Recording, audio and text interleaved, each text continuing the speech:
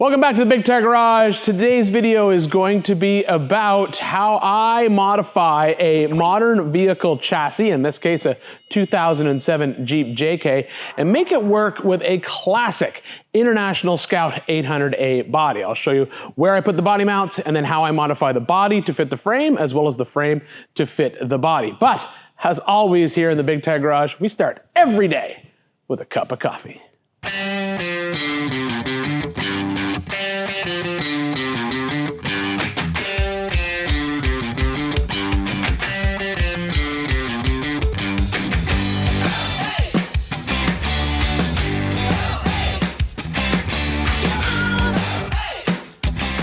So right now, I basically have the body sitting on top of the frame. On my show, I did stretch the chassis. These JK chassis are very easy to stretch. I'll put a link in the description below to a video where you can see how to stretch a JK chassis. It's actually not that difficult. But this is where you get to play with the proportions. So do I want the body to go down any further around the chassis, or am I happy with how it sits? And this is kind of personal preference. I don't like when the body is up really, really high on a chassis. That kind of reminds me of, I don't know if you ever saw them, they were big in like the 80s. Guys were doing like cars on 4x4 chassis and they just drop the car on top and weld the two frames together. I don't want to do that. So at this point, what I do is I try to get the body down as low as I can on the chassis without having to do what's called channeling. So in the hot rod world, they want those bodies down super low. So people will do what's called body dropping or channeling, which essentially means that they cut the floor away on the vehicle to get this part of the body further down around the frame. We could do that on this, but the problem is in order to get this vehicle any lower, I have to cut basically this entire footwell section out here. I'd have to cut out what was the gas tank. This won't be the gas tank in the vehicle when we're done. The gas tank's getting moved into the back. So we have to cut this all out to basically get it to lower down. And then we have this problem back here. We're basically sitting just 2 inches above this big cross member that is in here. So getting the body down any further, that's not going to happen. The body's going to be sitting right at this height, which I'm okay with. I think it looks all right. I don't mind the frame being underneath the vehicle. I know a lot of modern vehicles, that's the frames are hidden because the rockers drop down, but then those rockers become basically low-hanging fruit for rocks. So on this particular vehicle, my plan will be to address the situation of the frame sticking out, is I am sure we'll do some type of rocker rock slider right here, and that will basically sit below this rocker, and that will, in essence, mask that frame. You probably won't see that frame when it's all said and done. So to get the frame at this height, what do I do? Well, what I essentially do is basically keep lowering it down. I just use blocks of wood on the floor of the vehicle in different spots. I've got it here on those stamped ribs because it's good and strong. I've got one back in here on this body cross member, and that's what I use to set the height of the vehicle. And so now at this point, I'm ready to start building the frame side of the body mounts for the vehicle. But in order to do that, I need to cut all of the mounts off that are on the frame right now from the Jeep JK that was the donor chassis for this vehicle. So that is step one.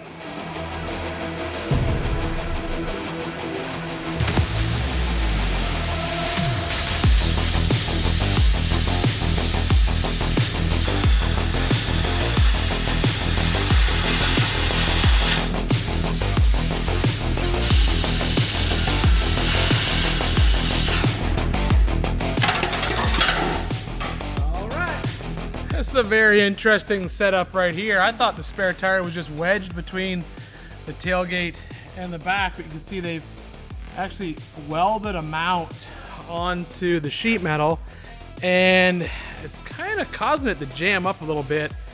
I'm gonna keep working on it, trying to get it down, but I want to drop that tailgate down and get rid of that spare tire. What's hilarious about this spare tire is, look at it, it's like completely dry rotted, but still has the nubs on it from being brand new. That's hilarious. With the cross member out of the way, I can start on my rearmost body mount. Now, originally I thought about leaving that cross member in place, but I didn't like how low the receiver hitch hung.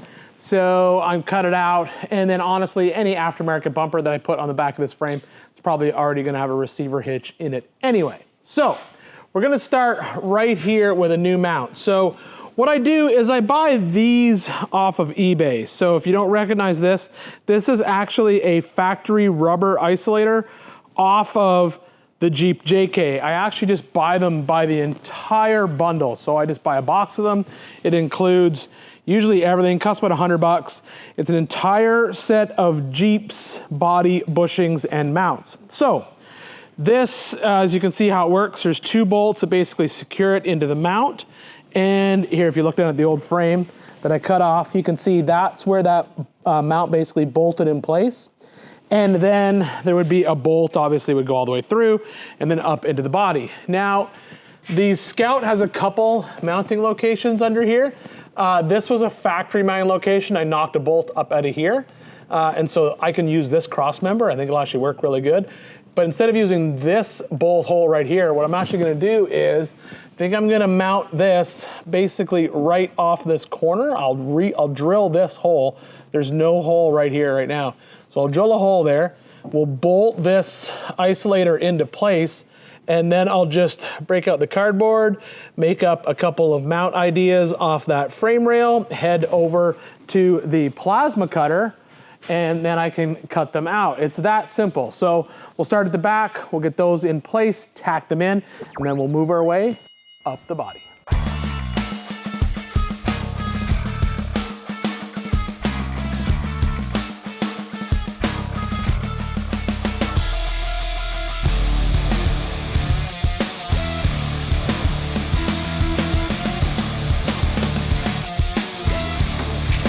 So if you didn't have a plasma table, what you do now is take your cardboard template and just basically trace it on the piece of steel and then cut it and then grind it. You'd need 4 of those. So what you do is you'd cut all 4, then basically clamp them all together so they weld really good. Tip, cereal boxes make for great cardboard template material.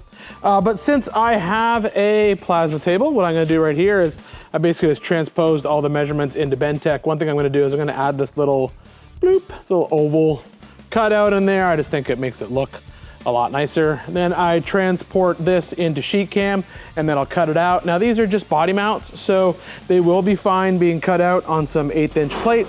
I'll cut out 4 of them, and those will basically be the sides of the body mount, and then I will work on the tops of them. So we're gonna cut that out first, or at least lay it out, and then I'll probably draw the tops too at the same time. Draw the tops, then we'll cut those out too.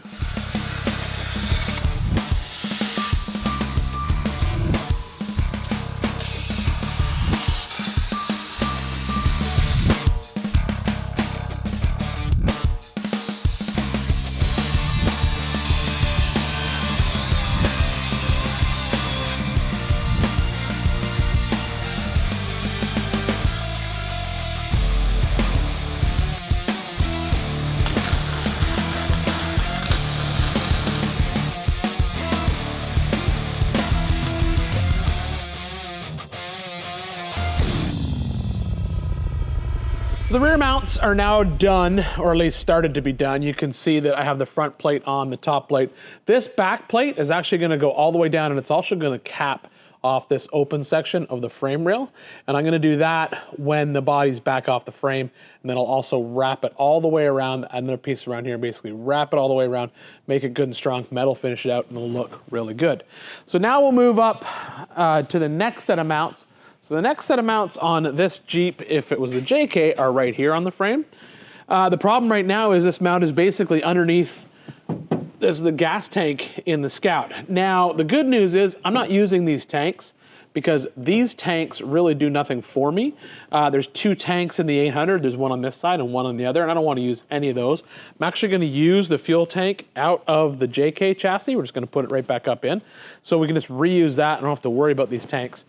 So I think for this mount, what I'll probably end up doing is cutting it off the frame and actually just move it physically all the way up so it contacts the floor where the tank is. I'll probably have to add in some structure on the inside to carry that mount up to this part of the body, this little section of the panel right here. And that'll basically help carry the load for that.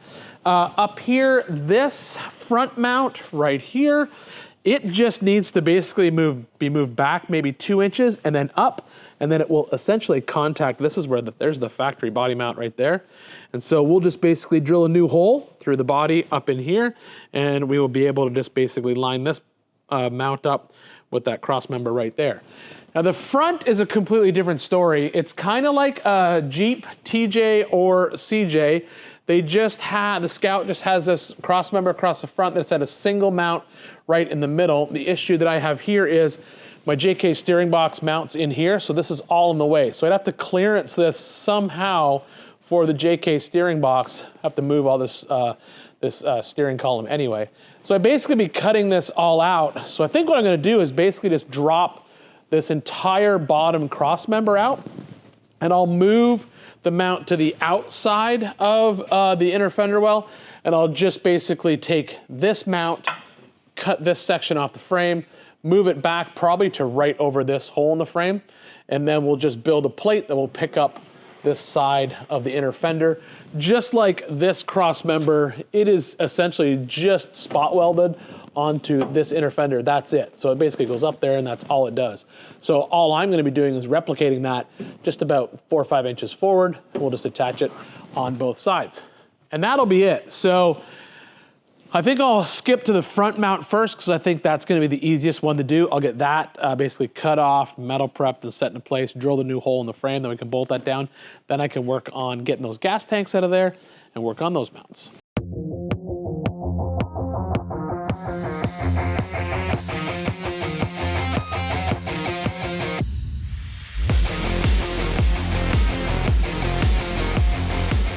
I like to use the JK frame. Honestly, I think this is my 4th or 5th vehicle that I've rebodied onto these platforms.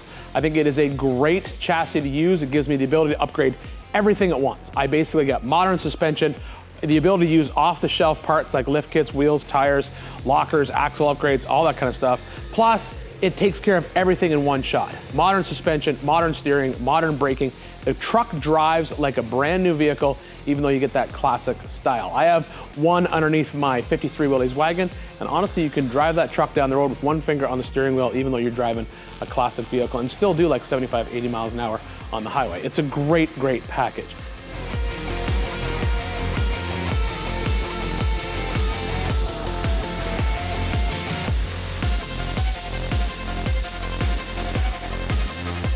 Now I've got the fronts done and the very back one's done, and I've prepped this section of the frame rail for a mount that's gonna land somewhere in here.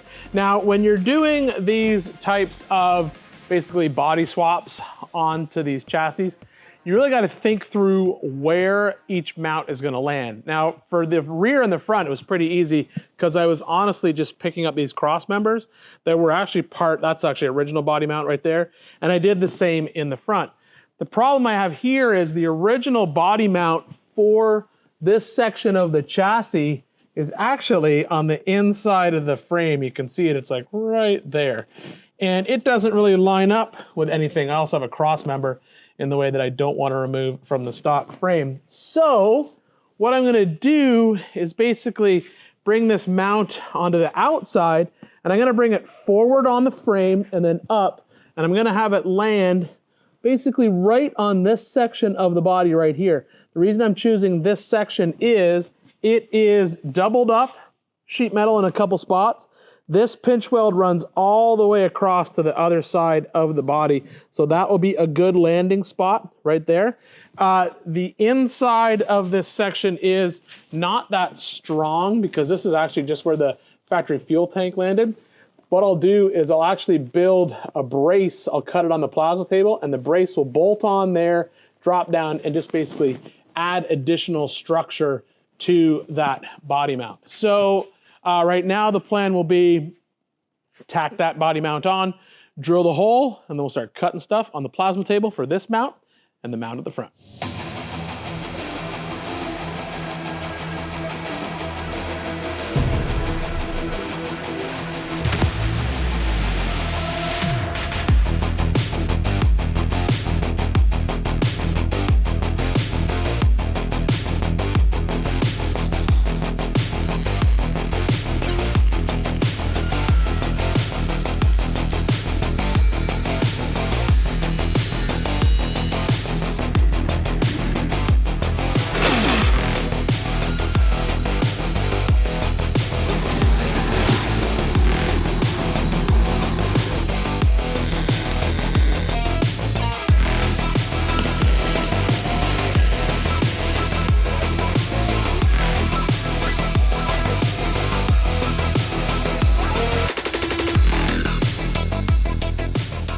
So I have every single body mount done except for this front section right here. Now I know that I'm gonna basically make a plate that's going to attach to this inner fender, come down and pick up the mount that was on this section of the frame. I'm just gonna move it back.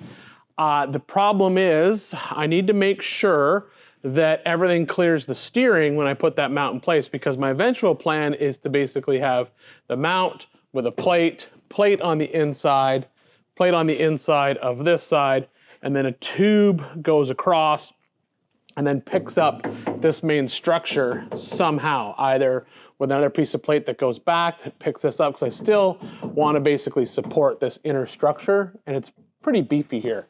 So the plan right now is to get the steering box back in, because I don't want to build a bunch of stuff and then find out that the steering box doesn't fit. So I'm just going to come in here and just with the Sawzall, I'm going to cut out this half of this cross member right here. I think I'll just come in. This is all going to go away.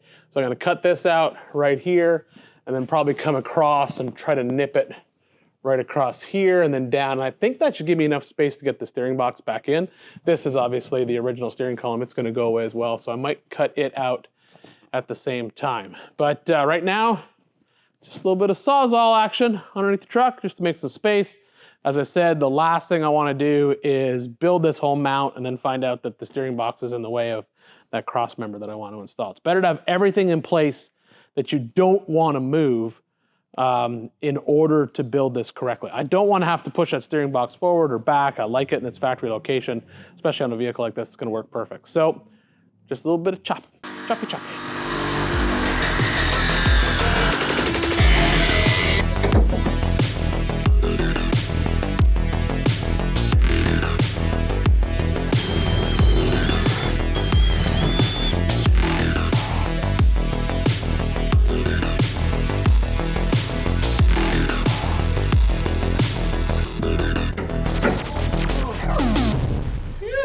Originally on this front mount, I kind of wanted to reuse the original frame side mount that was up here and just basically move it back. But the height wasn't going to work because I needed this plate up just a little bit higher to get everything away from that steering box now that it's in place, which is no big deal. I just had to build this frame side pedestal mount. It's the same design as the back. When it's all metal finished and painted, it'll look great. So now we need to just figure out what we're doing next. And so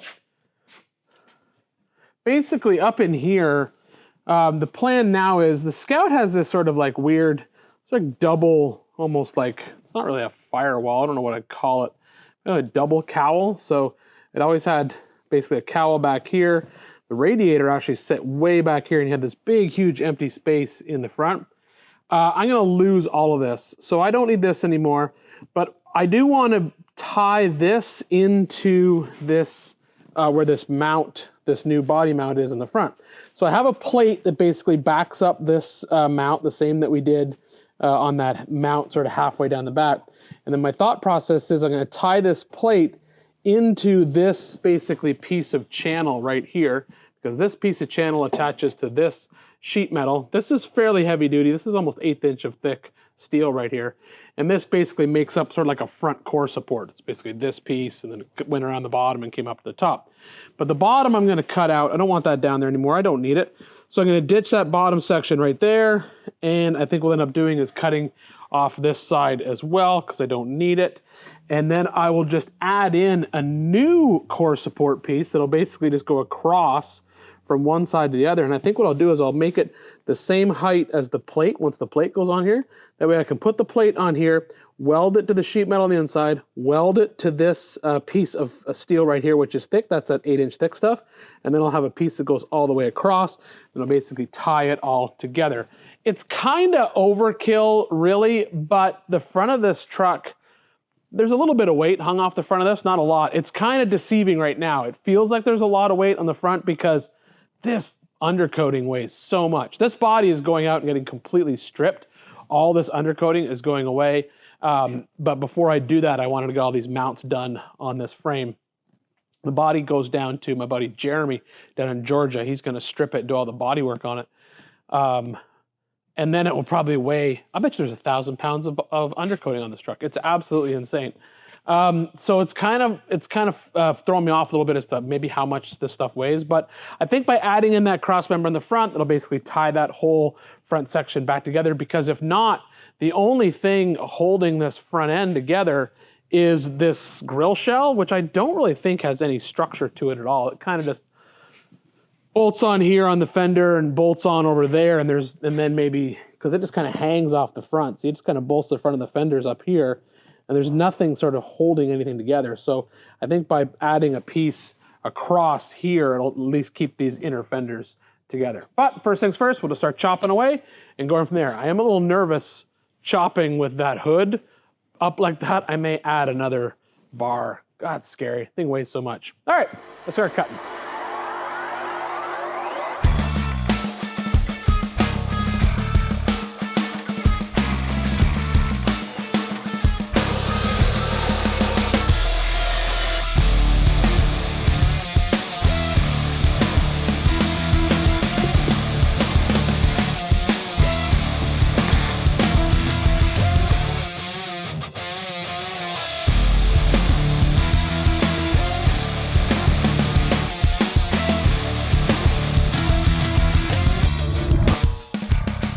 So with our new cross member in place, we've basically replaced, put the strength back in that we had taken out. What I will eventually do is add a gusset that'll come off this piece of metal right here, because this is 1/8 inch thick, believe it or not. Will come off this piece, a little triangular gusset. I'll basically cut this back a little bit and put a gusset that'll come back and pick up this section right here, but I'll do that when the body's off the frame so I have more room to move around. But we have essentially reintroduced the strength into this front end that we removed by cutting that cross member out to make room for that power steering gear. I'll also take this rod and attach it down onto this cross member because that is a support for this upper grill shell. And that's all we have to do to basically modify this frame to fit this classic Scout body. Now, if I was running the engine that's underneath the hood right now, we'd basically be done. The body's ready to go to the body shop. But before I pull the body off and build a cart for it, I do want to test fit the actual engine that's going to go in this project. I'm quite certain I have plenty of room, but it's always better to do it now instead of when it comes back from the body shop, because when it comes back from the body shop, essentially all of this underneath here is going to be Raptor lined, but it'll be black. So this will all be black Raptor lined. All the body work will be done, and it'll be ready to accept things like the new brake master cylinder and clutch master cylinder and all that kind of stuff. And so I don't want to have to cut and change anything here.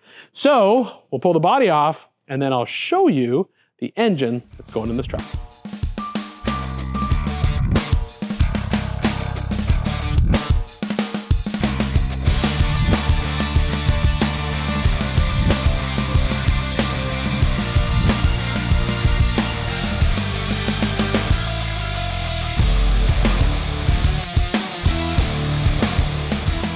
All right, so right now I've made an executive decision to change what I'm going to do. My original plan was to pull this Jeep drivetrain out of this frame and test fit my Cummins R2.8 diesel that is going to go into this project, and that is it right over there. So this vehicle is getting Cummins R2.8 and the Tremec 4050 transmission and the Jeep transfer case behind it. But I have also made an executive decision that I am making an entire video on the Cummins R2.8 and everything you need to know to get it running underneath the hood of your project. Same thing I did with the 4.7 that I put into my Tacoma. You guys really liked that video, so I want to do another one of those just with the R2.8. And I'm going to use just the frame of the vehicle to do it, so it's easy for you guys to see everything. But I still need to know if it can fit. But there's an easier way to do that. What I can do is just basically take some measurements off this Scout tub. The only thing that I really need to worry about is this space right here. This is the basically trans tunnel that goes that is there for the transmission. If I just create essentially like a wire frame that I can basically just weld on to this chassis right here, I could recreate this that trans tunnel just out of some simple 1/8 inch rod. Then when I'm working around this, I'll know that it fits. And it just saves me having to like take this motor out, put the Cummins motor in, put it back underneath the truck, take the Cummins motor back out. It's a lot of motor in and out. And I don't have to do that right now. I don't need to have this motor in this frame right now. And I'd rather take the time getting the motor into the frame perfectly once instead of mocked up twice, taken out, it'd be better just to do it all in one shot. So what I'm gonna do right now is make a stand for the body, because this body needs to go down to my body man, Jeremy, and we need to make a way for this to basically get on and off of the trailer.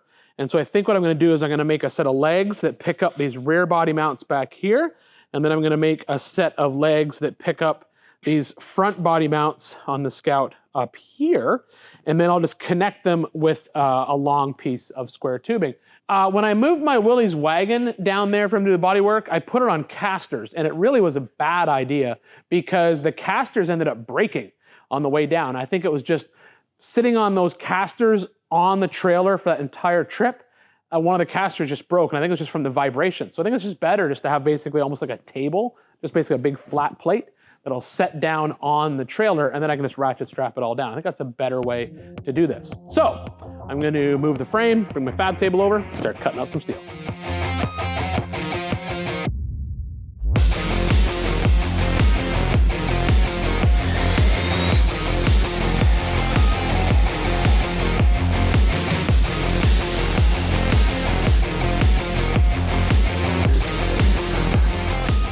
So I'm making this mostly out of scrap pieces of tubing that I have just kicking around over there.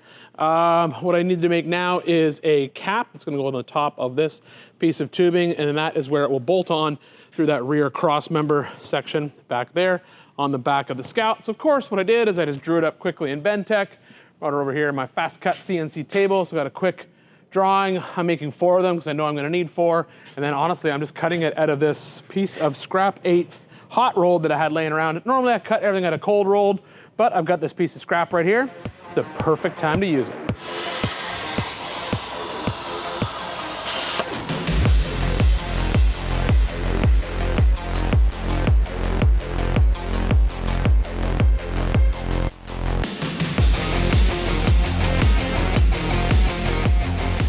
At this point, what I'll do is square up these pieces that I've just added that'll connect these 2 risers together.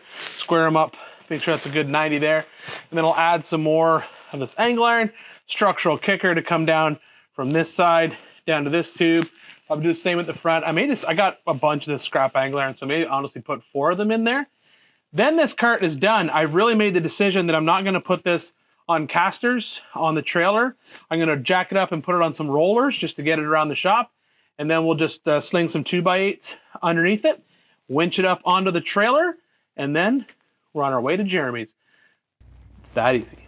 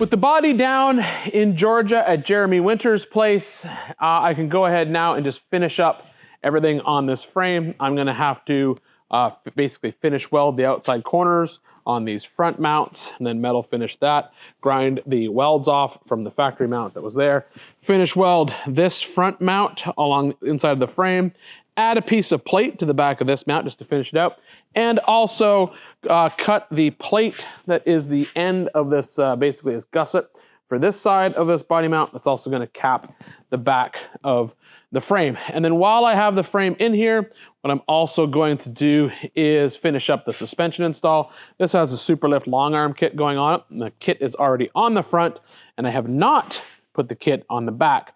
So I think what I'll do is go ahead and prep to put that on since the front is already done. And then this frame will essentially be finished, and we'll do one more little quick walk around on it when it's all said and done. But that's basically the process of prepping a modern frame to fit a classic vehicle.